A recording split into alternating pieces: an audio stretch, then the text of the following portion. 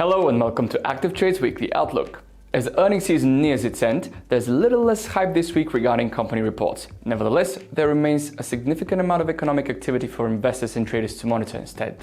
The US dominates the output this week as a whole host of data is due to be dropped that will be closely monitored by the Federal Reserve for its March 20th meeting. According to minutes from the Fed's January meeting of the FOMC, which were made public last week, officials suggested that they were still cautiously optimistic about inflation and that they were not in a rush to lower interest rates. Stay tuned and let's dive in.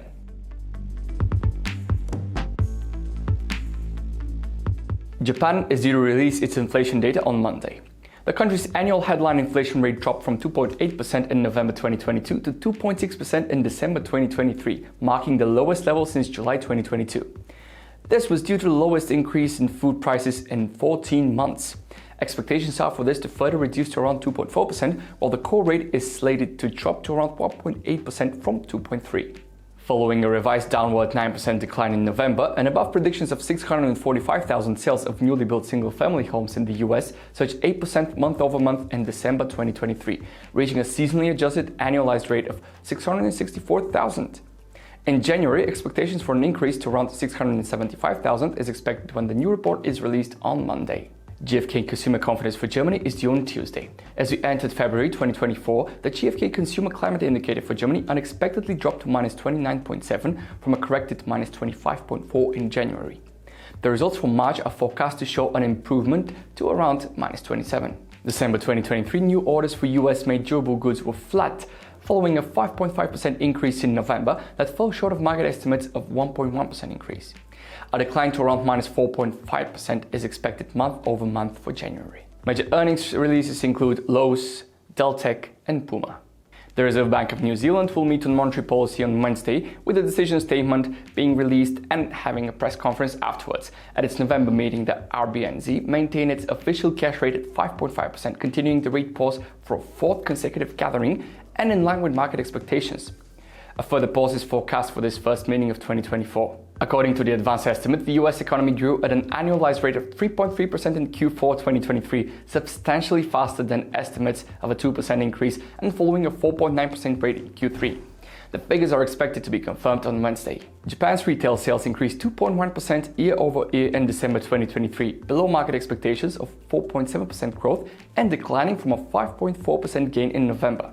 Nevertheless, retail sales increased for the 22nd straight month as demand continued to rebound from the pandemic-induced downturn.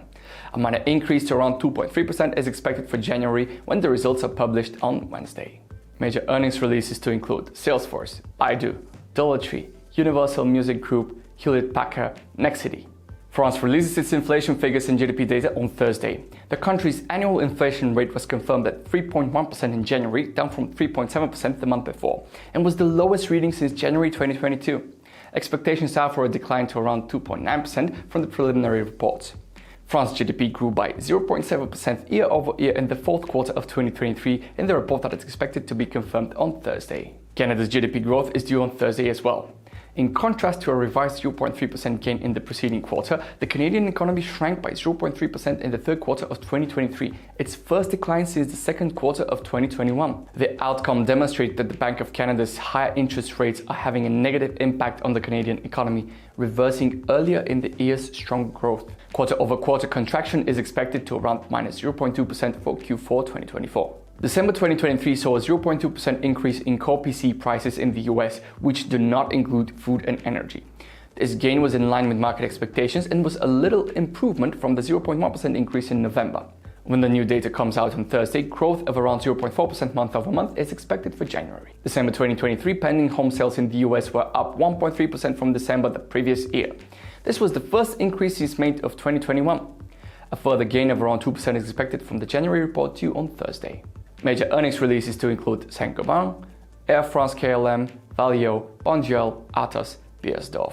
January's 2024's official MBS manufacturing PMI in China sat at 49.2, which was up from December's 6-month low of 49, and in line with market expectations. Though it was an improvement, factory activity shrank for the fourth consecutive month as Beijing battled deflationary pressure, poor demand, and the property sector's chronic weakness to boost economic recovery. When the new data is released on Friday, expectations are for a minor increase to around 49.3 for February. In January of 2024, the Japanese Consumer Confidence Index jumped to 38 from 37.2 in December 2023. The reading reached a new peak since December 2021 as household sentiment improved across the board.